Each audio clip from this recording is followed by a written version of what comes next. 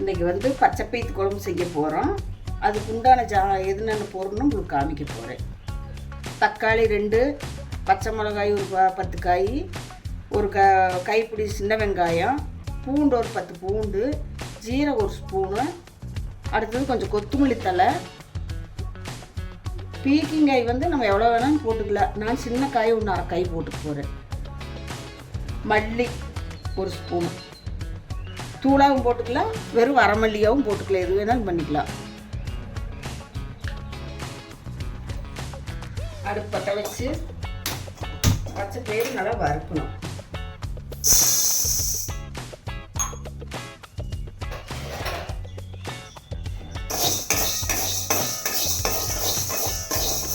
நேரமாக மனம் வர அளவுக்கு வறுத்துட்டு நம்ம கருவேப்பிலாது பச்சை வாசனை போகிற அளவுக்கு வறுத்தா போதும்.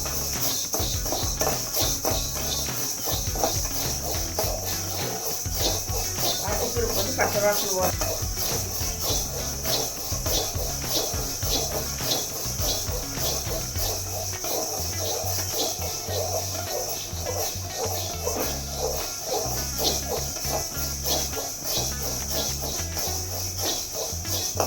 பச்சைப்பயிறு வந்து வறுத்து போட்டாட்டே பச்சை வாசனை போனாத்தான் குழம்பு வந்து நல்லா இருக்கும்.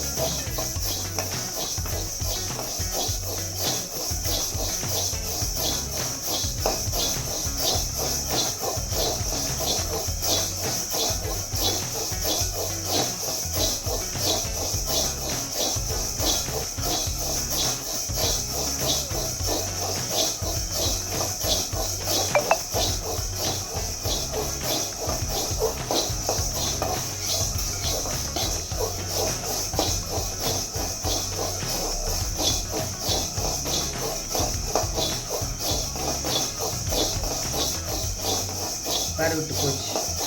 குக்கரில் போட்டு ஒரு 2 சவுண்ட் விட்டு வேக வச்சுக்கலாம். குக்கரில் ஆறுன விட்டு குக்கரில் போட்டு ஒரு சொம்பு தண்ணி ஊற்றி 2 சவுண்ட் விட்டு ஆஃப் பண்ணிட வேண்டியது. ரசத்துக்கு வேணுன்னா தண்ணி எக்ஸ்ட்ரா வைங்க. ரசத்துக்கு வேண்டாம் அப்படின்னா அளவு தண்ணி வச்சு குழம்பு பண்ணிக்கலாம்.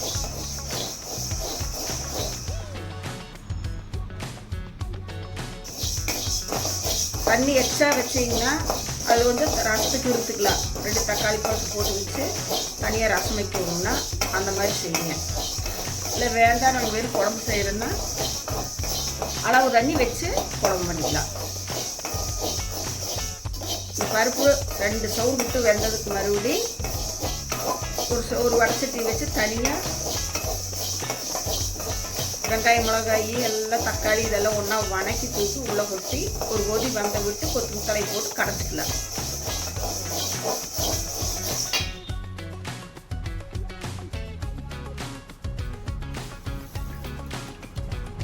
ரெண்டு தண்ணியில் நல்லா அலாசியாச்சு. அலாசிட்டு அளவு தண்ணி ஊற்றி கரெக்டாக ஒரு சொம்பு தண்ணி ஊற்றி குக்கர் விட்டு 2 சவுண்ட் விட்டுறணும். தண்ணி ஊற்றி பளிச்சுன்னு அலாசி அழுக்கெல்லாம் கழுவிடணும். கழிஞ்சிட்டு வேறு ஒரு சொம்பு நல்ல தண்ணி ஊற்றி ரசத்துக்கு வேணும்னா நம்ம ஒரு 1.5 சொம்பு தண்ணி வச்சுட்டு ரசத்துக்கு கொஞ்சம் அதுலேயும் இருத்து தக்காளி பழம் புளியெல்லாம் தனியாக வச்சு கரைச்சி ரசம் வச்சுக்கலாம். இல்லை வேண்டாட்டி அளவு தண்ணி வச்சு பருப்பு அப்படியே கரைஞ்சி விட்டுக்கலாம். இப்படி நான் உங்களுக்கு அடுத்ததெல்லாம் ஒன்றுன்னா எப்படி வணக்கி கொட்டுறது பருப்பு வெந்த விட்டு அப்படின்னு காமிக்கிறேன். மூடி போட்டு மூடிடலாம். 2 சவுண்டு வந்த விட்டு ஆஃப் பண்ணிக்கலாம். வடச்சட்டி அடுப்பில் வச்சுட்டு எண்ணெய் ஊற்றிக்கலாம். வடச்சட்டி அடுப்பு வச்சு எண்ணெய் ஊற்றிக்கலாம். இந்த மல்லி வந்து இதுக்குள்ளே போட்டு நல்லா கொஞ்சம் இடிச்சுக்குங்க. மல்லியை நைஸாக இல்லைன்னா தேவைப்பட்டால் மிக்சியில் அரைச்சி வச்சுக்கிட்டிங்கன்னா அப்பப்போ போட்டுக்கலாம். கொள்ளுக்கு பச்சை பயித்துக்குள்ளே எப்படின்னு நம்ம மல்லி யூஸ் பண்ணத்தானே வரும்.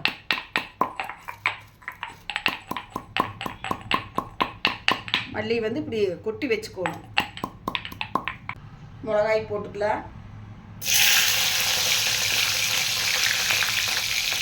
சீரகம்,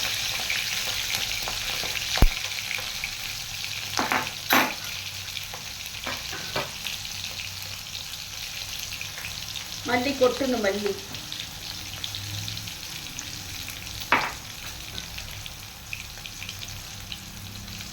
பூண்டு,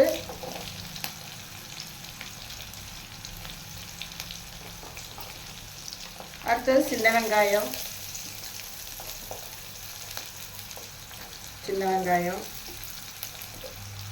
இதெல்லாம் வணங்கினதுக்கு மறுபடியும் தக்காளி போட்டு வணக்கலாம்.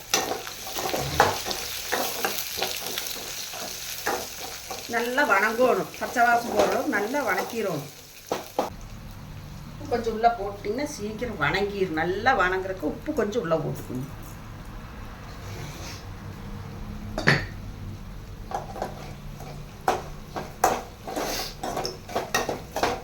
கருவேப்பிலை போடல, என்கிட்ட கருவேப்பிலை இல்லை. கருவேப்பிலை இருந்தால் உள்ளே போட்டுக்குங்க.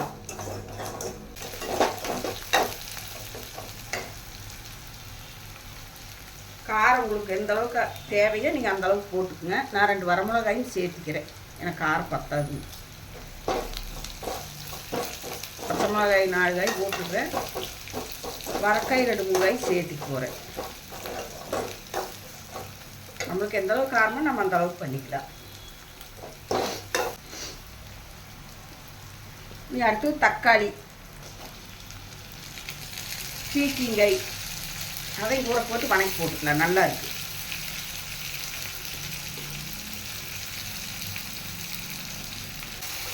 குழம்பு கடையும் போது ஒரு 1/2 ஸ்பூனு இந்த அளவுக்கு மல்லித்தூள் கடையிறீங்க போது அந்த சைடு அந்த டைமில் வந்து இவ்வளோ மல்லித்தூள் போட்டிங்கன்னா போதும்.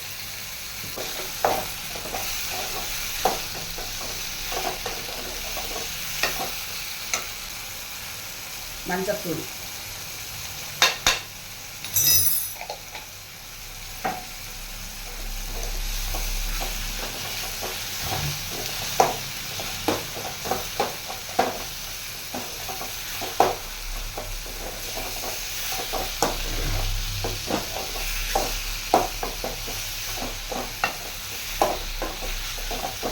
வச்சு ஆஃப் பண்ணிடலாம். பருப்பு வெந்தது மாதிரி உள்ளே கொட்டிடலாம்.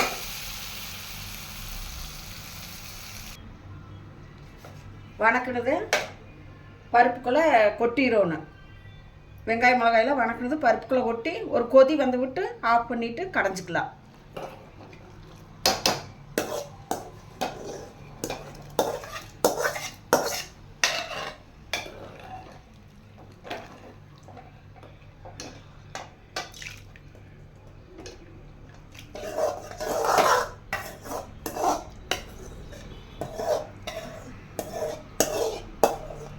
நல்லா ஒரு 2 கொதி வந்தால் கொஞ்சம் தண்ணி சுண்டுனா கடைஞ்சிக்கலாம்.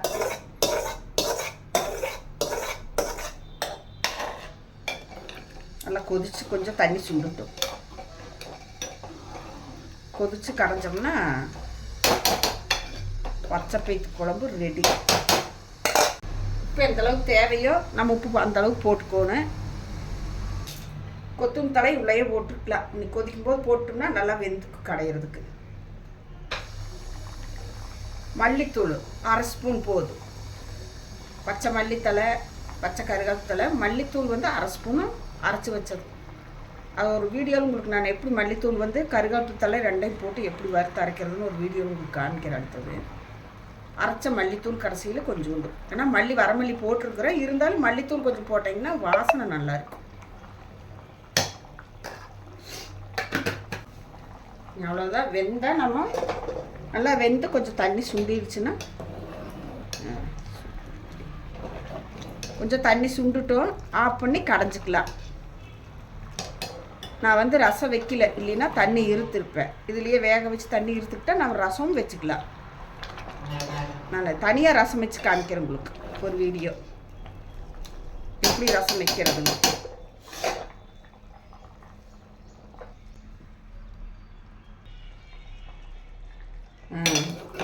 தண்ணி சுண்டி போச்சு அப்படின்னு கடைஞ்சிக்கலாம். வெந்துருச்சு. அடுத்த வக்கத்தில் மாற்றி வச்சுட்டு தண்ணி அப்படி எச்சா இருந்தால் கூட நீங்கள் எடுத்து ஒரு குண்டாயில் வடித்து வச்சுட்டு கடைஞ்சிட்டு அந்த தண்ணி உள்ளே ஊற்றிக்கிங்க.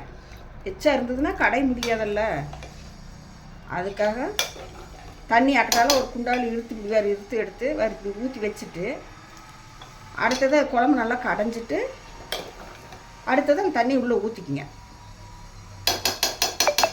அளவு தண்ணியாக இருந்தால் அப்படியே கடைஞ்சிக்கலாம். இல்லை தண்ணி எச்சா இருந்ததுன்னா ஒரு குண்டாயில் வடித்து வச்சுட்டு கடைஞ்சிட்டு ரெண்டாவது அந்த தண்ணி தூக்கி உள்ளே ஊற்றிக்கிங்க, சரியாக இருக்கும்.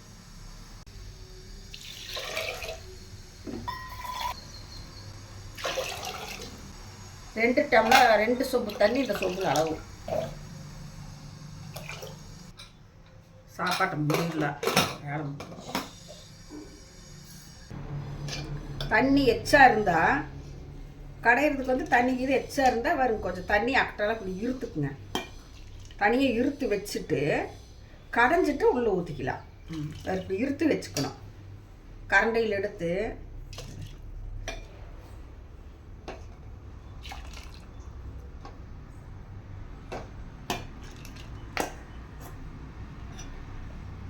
அப்போ தான் நைஸாக கரவும். நல்லா கடைஞ்சிட்டு ரெண்டாவது இதே தண்ணி தூக்கி உள்ளே ஊற்றிக்கலாம். ஒரு கடையில் பருப்பை முட்டி போட்டு நல்லா கடைஞ்சிட்டு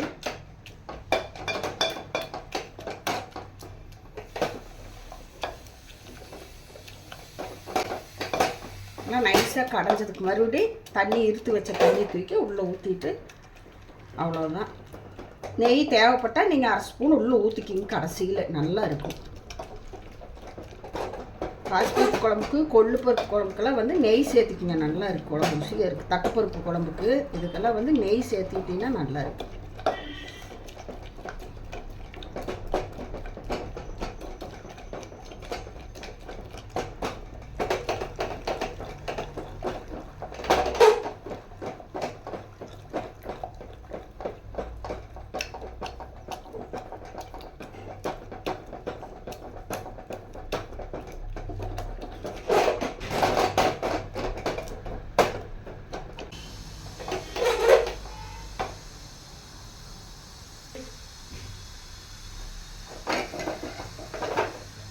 கடைஞ்சாச்சு. நீர் வடித்து வச்ச தண்ணி அதை அதுக்குள்ளேயும் ஊற்றிடலாம்.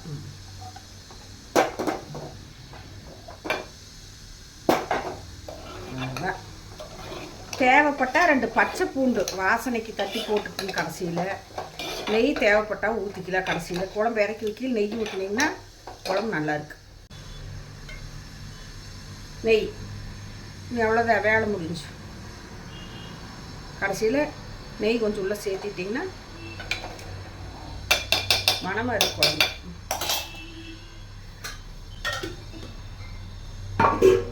அவ்வளோதான். நெய் சேர்த்து பச்சை பூண்டு வேணுனாலும் நீங்கள் தேவைப்பட்டால் 2 பச்சை பூண்டு போட்டு தட்டி போட்டுக்கலாம்.